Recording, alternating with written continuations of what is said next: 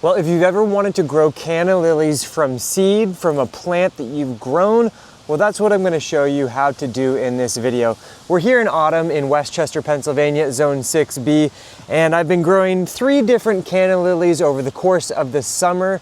And if you're looking for a video on how to grow them, all the sort of care tips that you might want to grow them successfully for beautiful flowers, check the video description below and you'll find a link to that video.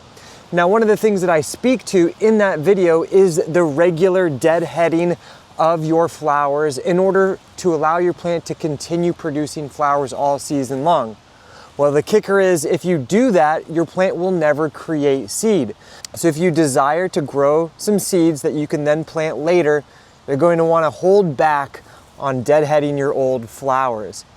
Thankfully, I have one of my 3 plants that I didn't deadhead all summer. All right, let's take a look at this plant. So I've been growing it out here in the middle of my property. And as you can see, here are all of those old flowers. Now, initially, the seeds are a bright kind of yellow color. Now, you don't want to do anything with them until they turn this kind of brownish looking color. Once they have turned this color, you know that the seeds have formed very well. So here you can see that was an old flower, and it created it created a few of these seed pods just like this. So now at this point, we're just going to take our shears and just cut them off just like that. So the good thing about canna lily seeds is they do not require a period of cold stratification. They are a subtropical plant. So if you've ever grown something like a black-eyed Susan from seeds, you would know that you need to store those seeds in the refrigerator for at least 90 days, or about 90 days, before you can plant them and they will germinate. These ones, if you live in Florida or somewhere where it's warm all year round, you can take these and plant them up right away. But if you are like me and you have winters, you are going to need to store them, and I'm going to show you how to store them in a bag in the refrigerator, which you can do all winter. You can actually store them in your refrigerator for literally years, and they're going to be just fine. So now what we're going to do, we're going to take these little individual pods, cut them off. The other good thing about these seeds is that they're quite large, so it makes them very easy to work with. All right. Look at those. Those are perfect. You can see this one pod has 1, 2, 3, 4, 5, 6, 7, 8, 9 seeds. That's amazing because each one of these seeds over time could absolutely grow into a full, beautiful plant. So I got over 40 seeds from that one plant. You can hear that they are very dry, almost brittle. Put them in this paper towel, but this paper towel will soak up any bits of trace moisture. You could also use an envelope. That's also a very common thing to use. I'm gonna sort of wrap her up. Canna lily, October 2025. And now I'm gonna go put this in the refrigerator to hang out over the winter time until next March, thereabouts, where I will show you how to get them started. All right, so now that we've made it into middle of March, what we need to do is scarify our seeds, which means this outer black layer. We need to get rid of a small section of that outer layer so that the roots can come out of it. So I found the best method is using some pliers with some 40 grit sandpaper, and it's not easy to do. It takes persistence. You have a really strong grip or else that seed will bounce right out.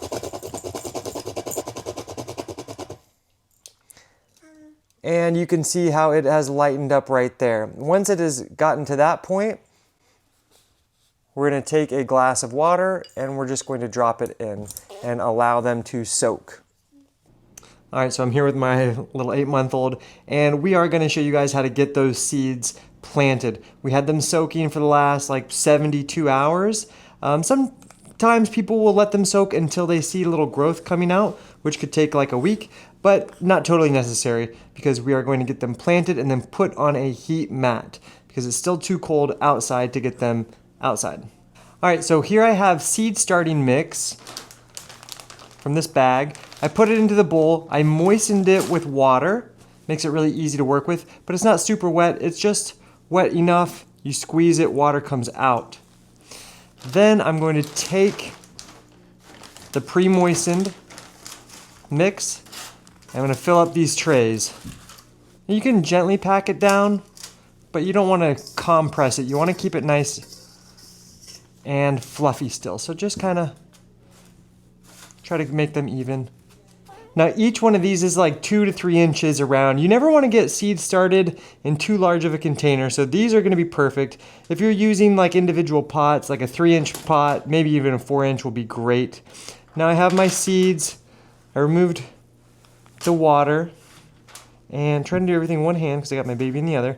And I have a little chopstick and I'm just going to make like little 1/4 inch deep holes. And because I have so many and I don't really need that many, I'm going to just plant 3 in. And if they're really successful, and then you just kind of cover them up. And if they're really growing like really successfully, then I can always thin them out. So right now I'm just going to keep getting them planted. Just stick them down and lightly cover them up.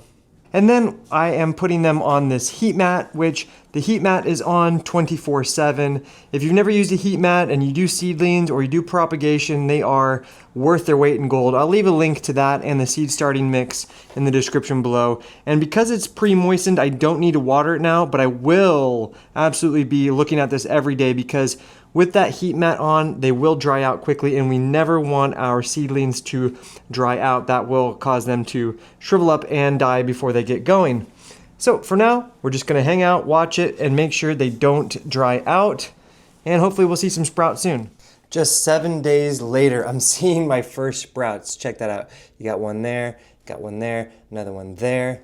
It's been 2 weeks since we planted our seeds, and look how beautifully they're growing in. I think I have one growing in every cell except for this guy, but I'd say that's pretty darn good, and that's also why we planted multiple in each cell, just to cover our bases. So it's still doing good on this heat mat with our lights.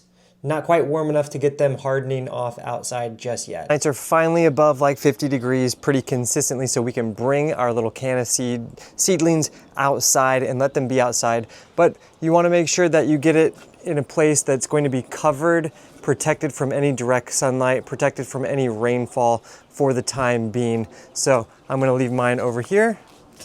And just like before, we're going to make sure it doesn't get too dry, and we're just going to watch them mature and grow along before we're ready to transplant them.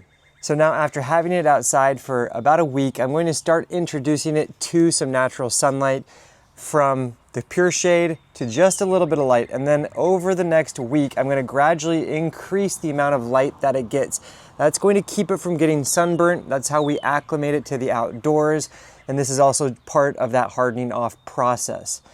All right, so I cut this guy apart from the rest of the tray. Now, the telltale sign of when you are ready to transplant it is that if you grab them, gently grab them, kind of tease them out, and they come out intact. You can see, nice root system. The soil is not breaking away.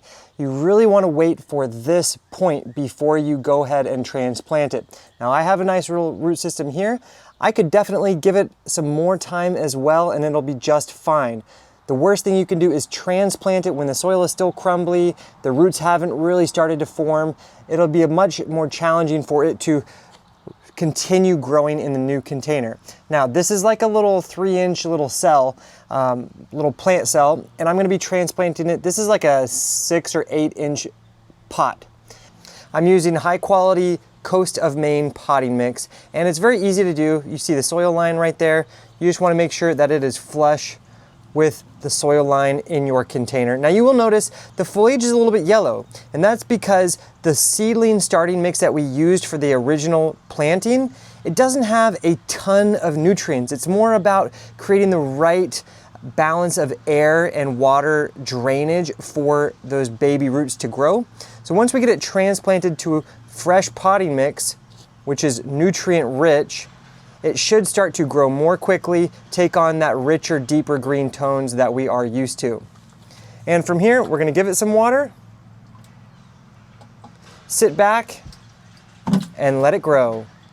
Now, if you do live where you can safely plant them in the ground and they're going to easily come back year after year, you can take that small plant and get it planted right in the ground at that point once it's really busting at the seams with those roots like I was mentioning.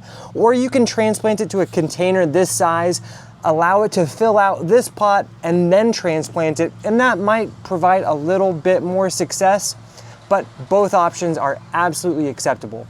And it may take 2 seasons before you get your very first flowers from your cannas started from seeds.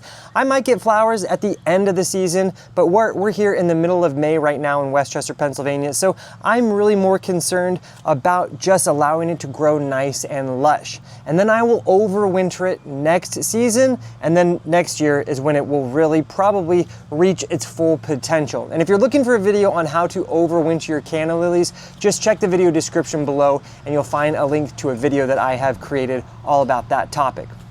But with this, now you know how to take canna lily seeds that you've harvested, get them planted, start them, and have little beautiful baby plants that are gonna grow into big mamas before your eyes. If you do have any further questions or comments, make sure you leave them down in the comment section below. Anyways, thanks for joining me here on Plant Vibrations. I'll catch you next time. Ciao.